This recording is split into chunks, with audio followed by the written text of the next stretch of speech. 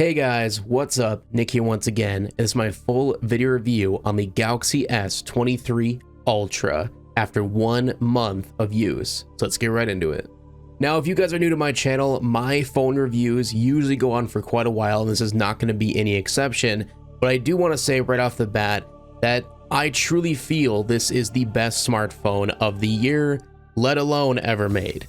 This is going to probably get some people to hate on me, especially if you are Samsung lovers or Android enthusiasts. I am as well.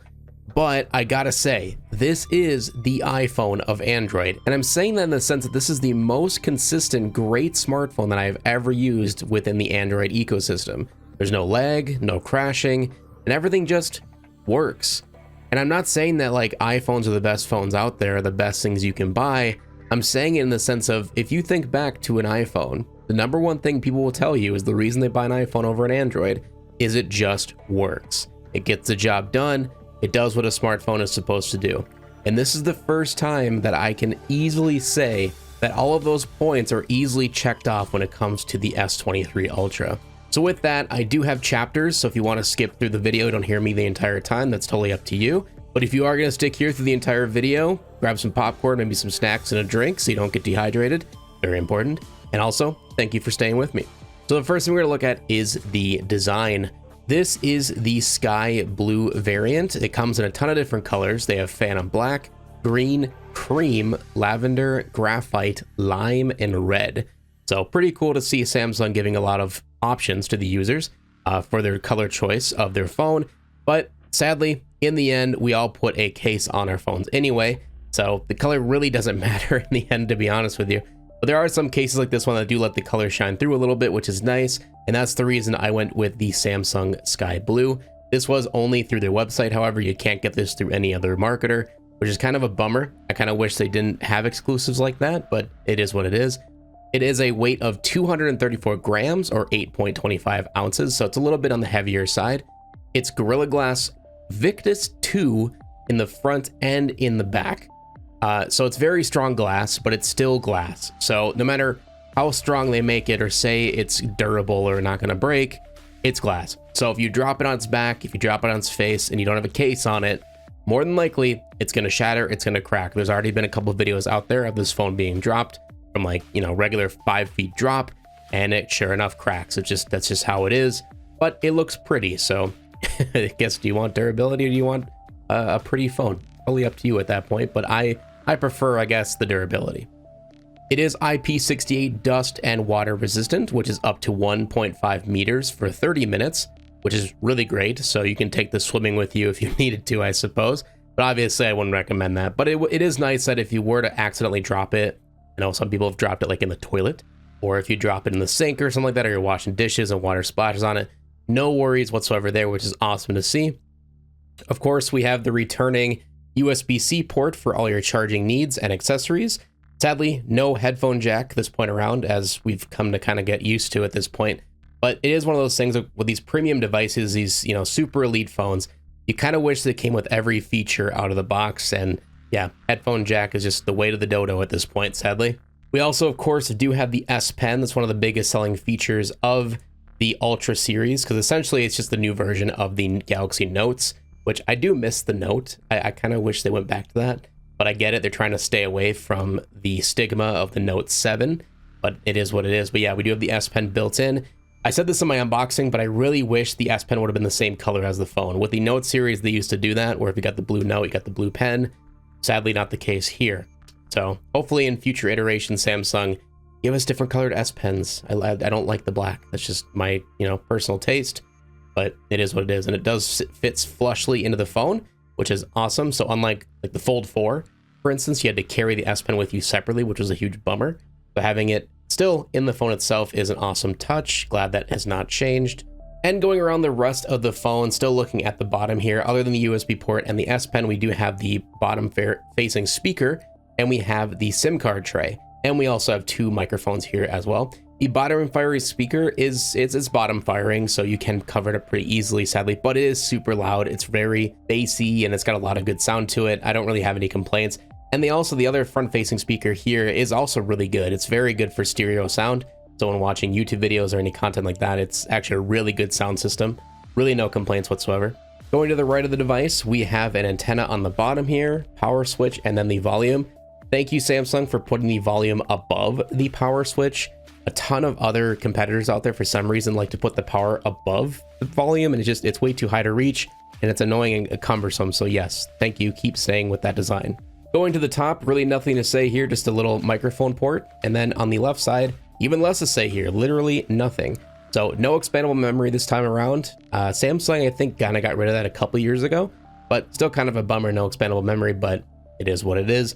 Thankfully, these things come with a ton of internal storage, but we'll get that in a little bit. Going to the back, we have the 4-camera array. It just keeps getting larger and larger, I feel, every year. Cameras are a huge selling point to phones these days. And these are no slouch, but we'll get into the cameras, of course, later in the review. But 4 cameras on the back, which is just crazy to me. When it comes to the design, I kind of wish they were more centered, mainly because without a case, if you lay it on a table, it doesn't wobble too badly compared to other phones, but it does wobble, as you can see.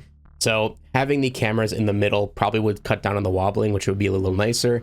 And they do protrude a little bit out the back, so if it were to fall on its back, the cameras are going to take the fall before the back does. Kind of a bummer there, but it is what it is. So that is it for the design or going around the phone. In terms of the feeling or just the build quality, I gotta say, Samsung knocked it out of the park here. Is it pretty much the same as last year's S22 Ultra? Yes, it is. Of course it is. But they kind of just stayed true to the if it ain't broke, why fix it? Just like Apple does with their iPhones every year. So I don't know why everybody's making a huge hubbub about that and making fun of Samsung for kind of like doing the same phone again, right? Just minor upgrades. So if you're in this video right now and you're thinking, I have the S22 Ultra, should I upgrade to the S23? I'm going to tell you right now, don't do it. It's not worth it, because the only real benefits to the S23 Ultra over the 22 is the little bit of cameras, and you get a little bit better battery life because of the better chip inside. But honestly, you're not going to notice that difference, even if you had them side by side. It's very minute. So in my personal opinion, I would stick with the S22 Ultra, and that phone was amazing in its own regard. But that being said, I didn't get to test out the S22 Ultra. I didn't get to review it. So I'm going to put this all to the test and go over every little bit of information on the S23. There's a lot of other reviewers out there are kind of just skipping through a lot of stuff because they said they, quote unquote, already reviewed that last year. So thankfully it's not going to be the case here, but I just wanted to say that right now, is if you have an S22 Ultra, really not a huge reason to upgrade this year, in my personal opinion. But in terms of design, yeah, it's a beautiful phone. It looks really nice. It feels super durable and it feels super premium in the hand. It feels like a $1,000 device, and it should. But yeah, that's sad to say. There has been devices in the past that are over $1,000. When I held them in my hand, I'm like, this does not feel like $1,000.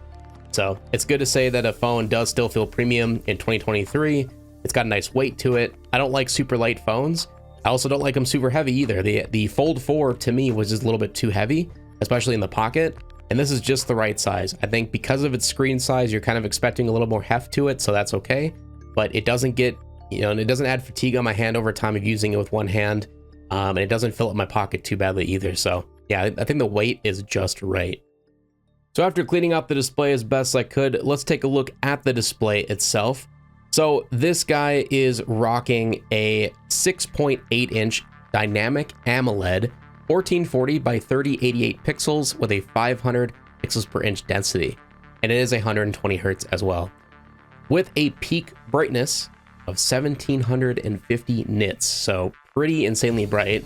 And all in all, it's a gorgeous display, but are we really that surprised? It's Samsung. They're known for the displays, and yeah, this is no slouch. I literally have no gripes at all with the display. Now, my camera, sadly, and any camera really, is not going to pick up what 120 hertz feels like in person. So what I would highly recommend is, if you don't have a 120 hertz display on your current phone, head on over to your local Best Buy or wherever you can buy smartphones. Give this guy a try. Turn it on, flip through some of the menus, open some apps here and there, just kind of mess around for a minute, give it a try and scroll and see the difference in person, what 120 hertz does. It'll change your life. If you're a tech enthusiast like me, it'll change your perspective on smartphone displays for the future, and you will literally never be able to go back to a regular 60 hertz display again. Kind of a bummer, but at the same time, I can see them only getting higher in hertz from now on. So 120 for me anyway kind of feels like what every smartphone should have, at least every smartphone above 500 bucks. So good to see Samsung stuck with the trend. They're not going Apple's way where they're still sticking with some 60 hertz displays. Really huge bummer there. But yeah, the display is gorgeous. It's super vivid. There's settings, of course, you can change to make it less vivid if you like it more of a neutral color. And then the brightness itself, I always keep it on auto brightness. I think that's best for saving on battery life, but you can, of course, put it at its full peak brightness and leave it there if you like, but my camera can't even handle that. It's so dang bright. So we're gonna turn that back down. I have no issues with this display whatsoever. Moving on to my second category, which is the specifications and performance. This one is kind of boring if you're not a huge tech guy like I am, so feel free to skip ahead if you'd like. But the Samsung Galaxy S23 ULTRA, God, it's such a mouthful. It's running Android 13 with One UI 5.1 out of the box, and of course is getting steady updates. Almost, I feel like you get an update almost every 3 weeks now, which is pretty great to see. And then we have a Qualcomm SM8550 AC Snapdragon 8 Gen 2 processor. Again, mouthful. We also have an Adreno 740 GPU, so basically just literally the top of the line specs, top of the line GPU, top of the line CPU. So you're not gonna have any issues with performance here. They come in 3 different storage options, 256, 512, and 1 terabyte for your storage. This is the 512 gigabyte option. And they come with 12 gigabytes of RAM standard. There is a version of 256 that comes with, I think, 8 gigabytes of RAM. Not necessarily sure why you would go with that when you can get the 256 at 12 as well. So it is what it is, but yeah, this is the 12 gigabyte model for the RAM. When it comes to your WLAN, we have all the traditional Wi-Fi 802.11, A, B, G, N, AC, and 6E tri-bands, as well as Wi-Fi Direct, Bluetooth 5.3, so the newest Bluetooth technology with NFC. Super nice to see all of the bells and whistles out of the gate. It's the top of the line stuff. We kind of came to expect that, it's the top of the line phone. So you're gonna hope that it has the top of the line specs. Coming to the actual performance though, like I've been absolutely blown away with how fast this phone is. I'll have some B-roll shots of me flipping through apps and stuff, but God, like I can't put into words how fast this phone feels. And not only how fast it is, but fluidity, I think, is the best word to describe it. Android phones over the past few years, they've gotten a lot better about this, thank goodness. But if you are an Android fan like I am, you've come from Android, you know the phones. If you use an iPhone in your life, you have to admit that iPhones have always been very fluid. So, and that means in terms of animations, opening apps, closing apps, nothing ever felt laggy, unless there was some issues here and there. There was some, obviously, iOS updates that caused some glitches to happen from time to time, but for the most part, pretty steady and pretty fluid. That is the best way to describe the S23 ULTRA. The animations, the scrolling, exiting apps, opening apps, just everything is so dang fluid. I can't put into words how good it feels to use this phone. And even though that's kind of boring, it's just like, there's nothing really dazzling about the phone. There's nothing like crazy cool. There's no folding displays or new futuristic technology. It's just a phone that works and works amazingly. And that's the best way to describe it. It's fluid, it's consistent, it's extremely powerful. Especially when it comes to gaming. If you're a huge mobile gamer, there's a ton of people out there that do now. COD Mobile is pretty intensive, Fortnite Mobile, PUBG Mobile. There's a ton of mobile games now that use a ton of graphical power, and this guy is no slouch. I play Rocket League Sideswipe. That's probably the biggest game I play on my phone, and it runs beautifully. It's 120 hertz, I believe, and at 60 FPS. No drops in frames whatsoever throughout my entire playthrough of it. And I'll play it for like an hour, maybe sometimes 2 hours tops at one sitting. And this phone just keeps up through the entire process without any issues. And surprisingly, it runs pretty cool as well. Most phones these past few years, they've been very powerful when it comes to gaming, but they heat up so fast that your battery drains insanely fast. And on top of that, it starts to get really warm in your hand and it becomes uncomfortable. Not the case here.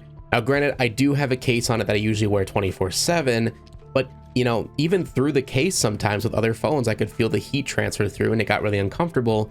But again, not the case with the S23. So Samsung, good on you guys for not only improving the performance, but also keeping it cool to the touch. Now moving on to the features. With this category, the main thing I use this for is to kind of show what makes this phone different than any other phone on the market. What is the big wow factor? I kind of explained this in my performance area, but there's really nothing too crazy special about the S23 Ultra until we get into some categories later in the video. But in terms of just straight up features, like big things you can plaster on a wall to say, hey, buy this phone, there's nothing too crazy to talk about other than the S Pen. But there is one feature I do want to talk about that a lot of people seem to kind of overlook, and this is because it's in a lot of other devices. Samsung, of course, was not the first to do this, but under the display, fingerprint scanner, and it works amazing. Watch how fast this is. You might have blinked and missed it. Look at how fast that scans my finger. Watch again, here we go. I'm not even holding down on this, I literally just tap the screen and it loads. Now you might look at that and be like, okay, well, it's obviously, it's registering pressure on the display and it's opening it up. It's not very secure. Wrong. Watch me use my middle finger. I'm not trying to flick you guys off, but watch. See, it knows. It knows. Look at that. Fastest fingerprint scanner I've ever used in my life. Not even exaggerating. And I've used a lot of smartphones. So you guys check out my channel. I reviewed a lot of phones. Yeah, that's the fastest fingerprint scanner I've ever used in my life. And it's every single time. I have yet to have it fail on me. I've yet to have it glitch out or like load super slow. And that's with other fingers too. If I use like, I don't know, I think my left hand's on here too. Yep. Well, look at that. Yeah, every finger, no problem. So fingerprint scanner is a huge feature that I think needs to be marketed more. In my opinion, it's a little bit better than the Face ID like on iPhones. And that's just because I prefer having a fingerprint than having it scan my face. That's just me. Because I have had issues with the Face ID not working if you have sunglasses on, which is a huge bummer, huge pain. And of course, if it's on my desk, I don't have to like look over at my phone to have it scan my face to unlock. Again, it's double tap, touch again, and boom, I'm in my phone. So personally, I'm a fingerprint guy over the Face ID, but there also is that included as well. I will admit it's obviously not going to be as secure as iPhone's Face ID, but if you do want to use Face Unlock, they do have that integrated as well. It scans your retinas and it works pretty well. I haven't had issues with it, but again, it doesn't work nearly as well if you have sunglasses on and stuff like that. So I just prefer the amazingly fast under the display fingerprint scanner. Next, of course, like I said, is the S Pen. So what is the big reason, the big hubbub about this guy? And I'll be honest, I don't really use it too often. It is cool that it's there. I think it's fun for certain gimmicks and stuff like that. But personally, it's rare that I actually whip out the S Pen and do something with it, like taking notes on my phone. If I take notes on my phone, I usually go over to my Notes app, and I'm going to blur this out because it's got a ton of important information on it. But I go into my Notes app and I type out notes. I don't usually write out notes because my handwriting is atrocious. But if you ever did want to use some apps with the S Pen, you just take it out. There's a little button on it and it is Bluetooth. So it's wireless, which is pretty dope. And you can use this for a lot of different things. You can actually train this in the settings to be a pause button for your music, or you double tap to go forward in tracks, triple tap to go backwards. You can even use it, which I have done this before, as a shutter button for your camera. I believe it's on by default now, if I remember right. So if I'm in the camera app and I have the S Pen with me, I can put this on a tripod, or I can set it up against a wall or something, right? And I can walk away from it and have the S Pen in my hand, press the button, and it'll take a picture. There we go, just like that. So as you can see, it took the picture. So that is a huge feature that I think a lot of people overmiss when it comes to the S Pen. The Bluetooth features make it useful, makes it very worth it in my opinion. And it's funny because I'm not even really using it as a pen. It's just more of just like a remote button, but it's still very useful. And then of course you can use it for other things too. So if you press the button next to the screen, it'll open up this list of these other applications that are meant to work with the S Pen. One of the most important ones, or the one I do use the most, I should say, is the screen write. So it takes a screenshot and then immediately you can go into editing it. So you can circle things, you can change the pen type, the size of it, the color, you name it. So I use this from time to time. If I take a screenshot, I'm like, hey, look at this specific thingy. And then I save it and send it to people. That is very useful. And of course, you can come up with a ton of different things that are useful with the S Pen. This is just a few examples. They're just, you know, most of the stuff with the S Pen I don't use personally. It's just not my cup of tea. But I can see why a lot of people would like using it. especially for OneNote. There's also some other things here. Let's see, Pen Up, got AR Doodle, Live Messages, Smart Select, View All Notes, stuff like that. It's really just a note-taking device, right? But it has come in handy with a few games, like such as Jackbox. There's a lot of drawing games in that, so I don't have to use my finger to draw. I can use the S Pen. Stuff like that, it's super cool. Same with Snapchat. You know, if you take a picture, you can come in here and you can draw on it, which is a lot easier to do with a pen versus your finger. So if you're into social media and stuff like that, I mean, that's where the S Pen would come in handy very, very easily. Another place that's kind of cool, I don't use this, but I think it is a very cool, unique tool, is if you're in a standard messaging app, or really any app, I even used this in the Twitch chat before, is you can turn the Samsung keyboard into a pad that you can write words out. So I can say like, hey, how are you?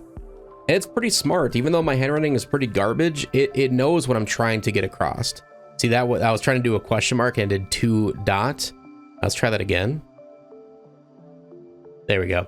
But that's just because my handwriting is horrible. But stuff like this, it's a gimmick. You know, I'll admit it's kind of gimmicky. It's way faster just to type it on a keyboard. But it's so much fun to be able to come in here and actually write out full paragraphs with an S Pen and being able to send that to somebody. So stuff like that, it's really cool. I think in terms of technology, it works really well. Would I ever suggest this for like artists? You know, if you want to draw on your phone, you probably could make some cool art with it, but it's not going to blow like a Wacom tablet out of the water or nothing like that. But still, super cool. S Pen is still, you know, it's a cool feature that's included, and I hope they always keep it. I would hate for them to get rid of it, because there is some cool features that I still use to this day with the S Pen. It's just, in terms of actually writing stuff, it's not really my cup of tea. Moving on to the next feature, which would be multitasking. So if we were to try to open up an app here, we can click up here and say open up in pop-up view. And from here, you can actually move it around, which is pretty cool. I believe you can even make it transparent and stuff like that. Let's see. Well, we can do a split view as well. So if you wanted to open up 2 apps at once, so we got Discord on the bottom, we got texting on top, stuff like that. I also like this. It does keep your split views in the task manager, so you can go right back into it if you wanted to. I'm just gonna swipe up and get rid of that. So let's reopen the web browser here. And then let's go into pop-up view again. You can turn it into a little dot, or a little bubble, I should say. You can move it around wherever you want. You can go right back into it whenever needed. You can also make it full screen just by clicking on that. Go back into it again. You can do split screen view and switch it to another app as well, so we can have 2 at the same time, like the Galaxy Store. So obviously multitasking is a beast on this phone. No lag, no stutter, works super fluid. I have no issues with multitasking. Do I use it on a daily basis? No. However, there are times I use it. You know, if I want to copy and paste a recipe or something onto my Notes app, you just open up the web browser on the bottom, Notes app on the top, use my S Pen really quick to finite copy the text and then move it up, paste it. You can do all that on this phone. It's like a mini computer. I mean, you guys all know that it's a smartphone. But yeah, multitasking on this thing, no issues whatsoever, and probably one of the biggest highlights of the phone. Next thing is always on display. I use it all the time. I love always on display, but I also like having the ability to turn it to where it only turns on if you have notifications. So for instance, what I mean by that is there is actually options to say, when do you want the always on display to show up on your display when it's off? So you can tap the show, which essentially if you have the phone locked and it's on your desk, you tap it and it'll show the time, notifications, you name it. You can have it where it's always on. So literally what it says is always on display. Sitting on your desk, it just shows the time or whatever notifications you may have at all times. It's just at a dimmer brightness, and it uses different type of text, so it doesn't use your battery too much, but it will drain your battery faster if you have it always on. So that's why I prefer having it only show for new notifications. So as soon as I have a new notification, then my clock will show, my notification will show, and it'll be always on until I double tap to look at the notification itself or open my device. I love that because I can always glance over at my phone, and if the screen is black, it's not showing anything, I know I don't have any new notifications. Where it's the opposite, obviously, if I see that it's showing the time, oh, I got a notification, I should check that. So this is a super cool feature that I love about Samsung devices with their always on displays. Of course, you can always customize it to your heart's content as well. There's a ton of different clock styles and colors you can do. You can also add an image of your own, which is really cool, including videos. So if you ever wanted to have a constant playing GIF or something in the background, you can do that, which is super dope. Show music information if you're listening to Spotify or whatever, which is super convenient as well. And you can also change it to landscape or portrait, and then auto brightness, which I definitely recommend because you don't want to have it constantly full brightness and draining your battery like crazy. But yeah, always on display is a huge benefit to these Galaxy devices. Highly recommend having that on. This is a feature that I believe came with Android 13. I don't think it's a Samsung exclusive. Could be wrong on that. Let me know in the comment section below. But I absolutely love this feature of where you can actually cut people and objects out of your photo just by holding onto it. So if I go to this picture of Finnegan here, if I just tap and hold, it'll automatically cut him out of the image, and you can copy it, share it, or save that cut out of as one PNG. So you can post that in other text messages or whatever you name it. It's usually pretty smart. Here, obviously, it was grabbing the background on the sofa, but if you have a clear background, like here, if we hover on him, there we go. It cut him out perfectly. So if you have a definitive background with a subject, like a person, it works really, really well. And this is super cool. We were able to cut these out super easily and share them on message boards and create memes and stuff, which is really fun. So again, I don't know if that's a Samsung feature specifically, but it's very nice, very useful, and I use it all the time. And the last little part here in the features before we get into the cameras, I do want to speak about the haptics and the phone call quality, because it's still a phone. I mean, people buy these for phones, right? Is the phone quality good? Yes. I mean, I'm not going to do an example for you because it's just a phone call. It's just a phone. But yeah, speaker quality is great. Speaker quality, so if you have somebody on speaker mode, is great. I have no issues, no complaints there whatsoever, because the speakers are very, again, full, very loud. They're not tinny or anything like that. Got a good bass response. Yes, phone calls are perfect on this phone, and the haptics I think are very underrated. They're very strong, so if they're sitting on your desk and you just have it on vibrate mode like I normally do, you will hear this thing go off. It's that loud, and it rumbles that well in the hand, and it feels good.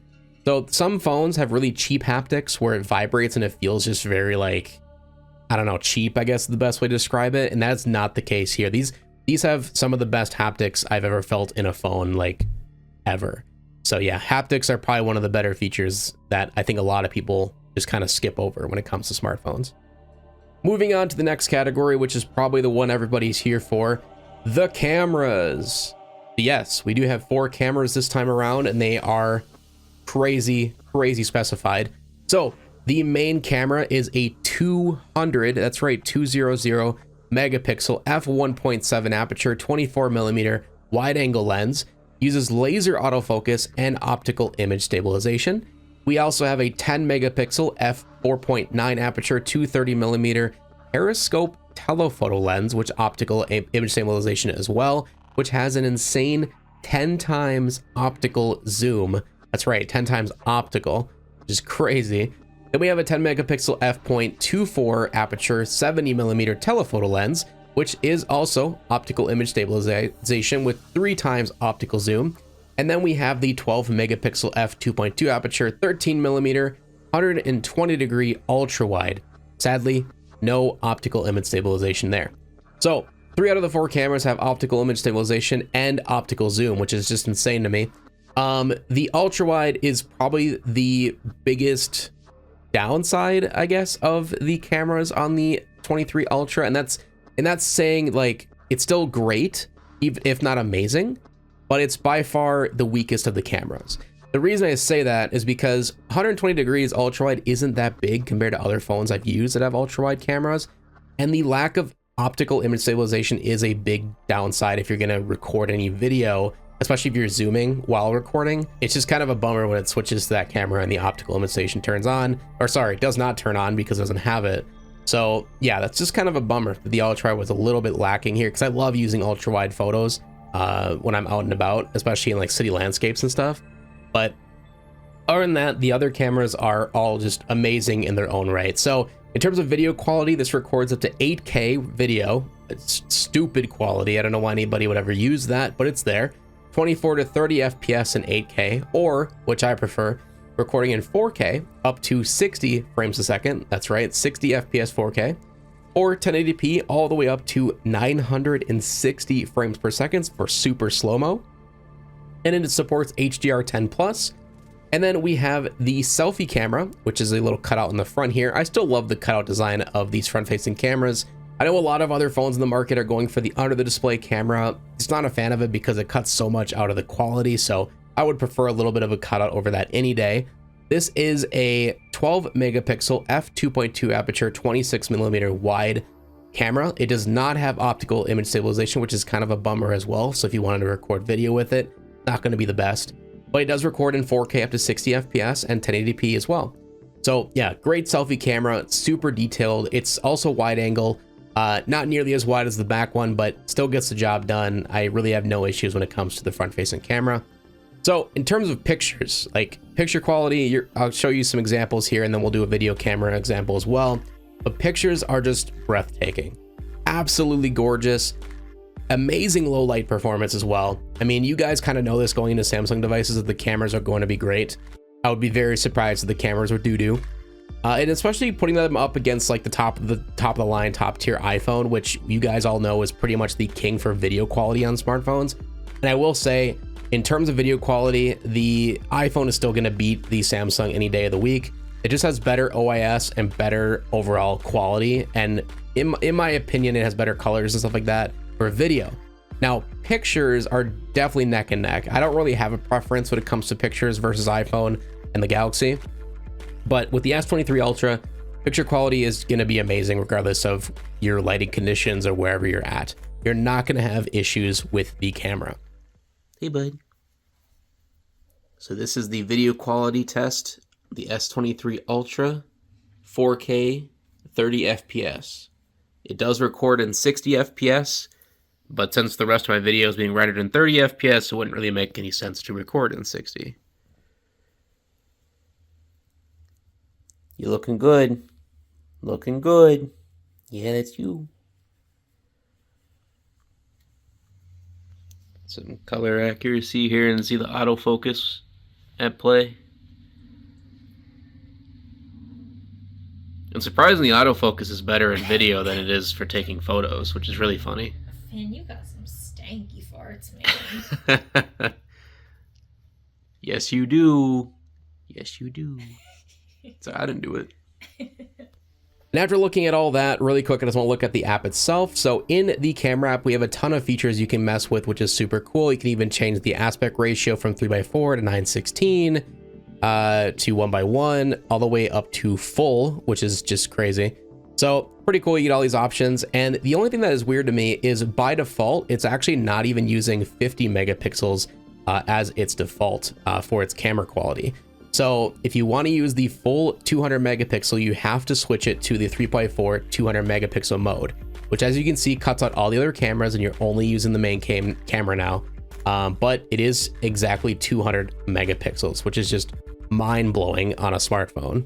That being said, we're going to switch it back to the regular 3:4 so we can use all the cameras, and you can switch between them on the fly just by clicking on them like that. So here's the wide angle.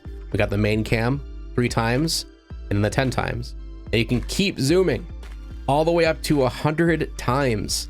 Obviously it's digital, but it still blows my mind when I'm out and about and like I'm trying to see something from far away.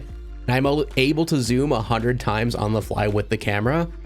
It's just insane. It's scumbag level. Flossie Carter said it best. It's literally scumbag level zoom. Like no one needs that, but it's cool that it's there. But yeah, it's still kind of creepy. Then we have portrait mode, which essentially is what it is. It's you take a picture of somebody and it'll blur out the background. It looks pretty good. And every phone, I feel like from Samsung every year gets better and better with the portrait, with the cutouts and everything. It's no slouch here. Portraits look amazing.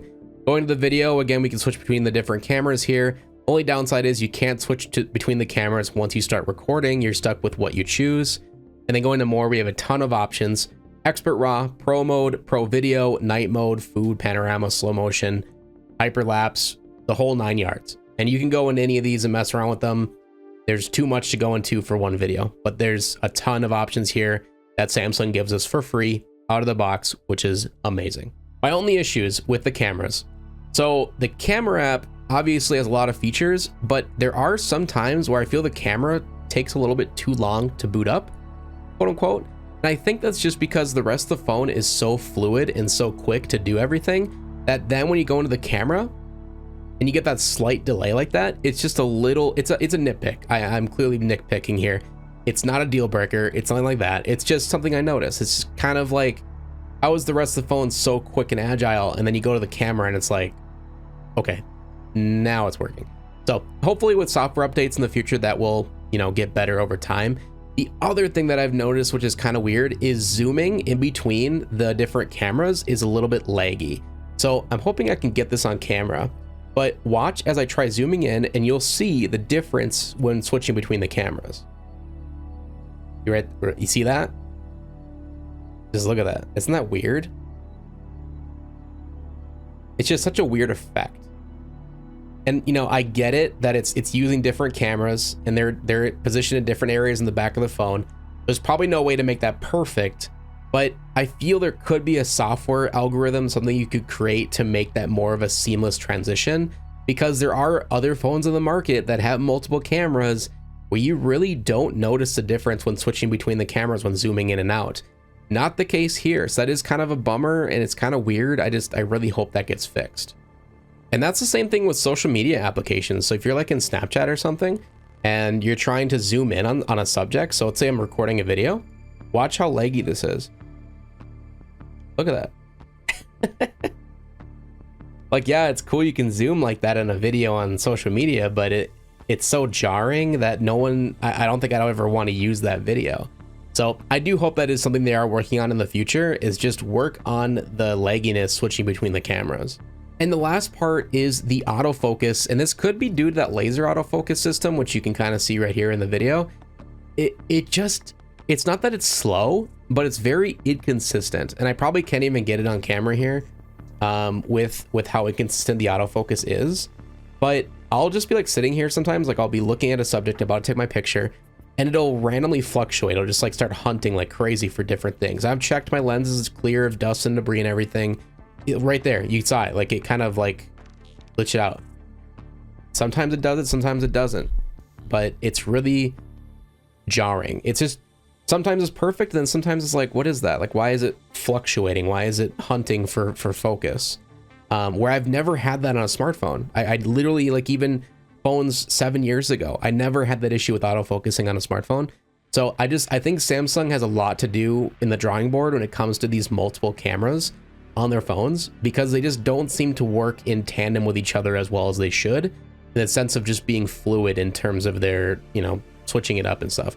And yeah, the autofocus, it has like this system here called Focus Enhancer, and you pretty much need this to be on to get any type of good focusing, which is really sad that it has to use like a type of AI algorithm to make the focus better.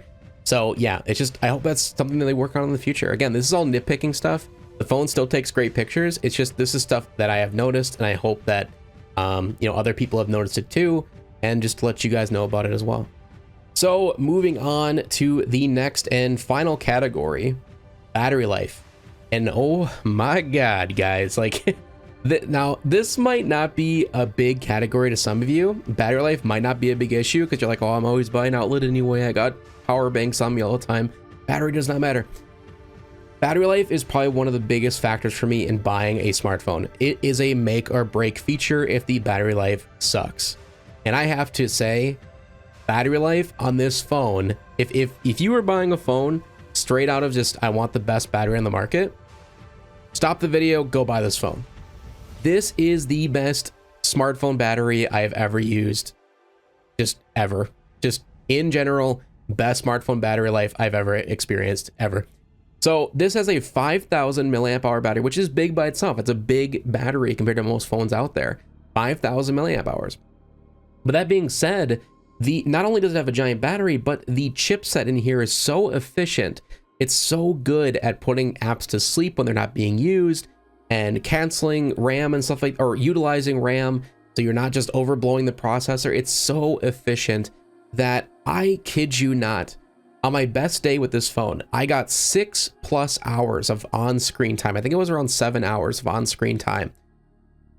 With heavy usage, by the way. That was like throughout the entire day. I was playing games, I was scrolling through like Twitter and using Snapchat and texting people, the whole 9 yards. and I still ended the day at over 39% battery life left. Think about that. That's a full day. So full day to me is unplugging it at 8 in the morning, and I plug it in at night around midnight that night. So from 8 in the morning to midnight, I used over 7.5 hours of on-screen time, and I still have battery left over. Now, if you're a light user, and I've had many days where I'm a light user, where I don't really use my phone too much, whether it's just sitting on my desk while I'm working, and I'll reply to some texts here and there, or I'll send a snap on Snapchat. Very rare, you know, it's just a slow day. Those days, I can easily, and by the way, I did this as a test. I easily got over 2 days of battery life on one single charge. I'm not even exaggerating. This is a multiple day phone, multiple days. This is the first phone I've ever used where I don't charge it overnight anymore. I just don't. So at the end of the day, usually around 10 o'clock, 11 p.m., I'll be around 85 to 79% battery life. That's my average. So then overnight, I let it sit on my desk or my nightstand, fully on, not charging. I wake up the next morning and I still got 68% left. So I plug it in really quick while I'm taking a shower, unplug it, and I go to work. It's that good. The battery life is just astounding. I have not been able to kill this phone. It's crazy. So yeah, I've probably already shown some screenshots of my daily use or whatever from times that I've tried to kill it. And yeah, the battery life is just astounding. I am literally speechless on battery life. So the overall verdict, should you buy this smartphone? In short, this is the best smartphone I have ever used. This is literally the GOAT, the greatest of all time, in my opinion. Yes, it's an expensive phone. It starts at $1,200 in the US, but with that price, you get insanely fast and consistent performance, customizable software, because it's Android, build quality that is super premium and feels solid in the hand, amazing cameras, battery life that is just straight up insane, leaves me speechless, and a very large, bright, beautiful display. But the list literally goes on. There's so many more things that I didn't even talk about in this video that it's just stuff that I feel it should be up to you guys to mess around with when you buy the phone yourself. So that's why I truly feel that this is the iPhone of Android. And again, I'm not saying that iPhone is the top tier, the best thing you can buy in the market. What I'm saying is when you think of an iPhone, or when you think of somebody who only buys iPhones, the one thing they're gonna say, the reason they buy iPhone over Android, is because it just works. It's a phone that is consistent, it's fluid, it's perfect. That is the best way to describe it. It is a perfect device. So with that being said, I only had a couple little nitpicks of issues with this phone, but because they're nitpicks, I'm not even gonna consider them a con. That's why this is probably my favorite smartphone of all time. And this might even be my smartphone forever, or at least, until it dies and I have to upgrade eventually. I am that in love with the S23 Ultra.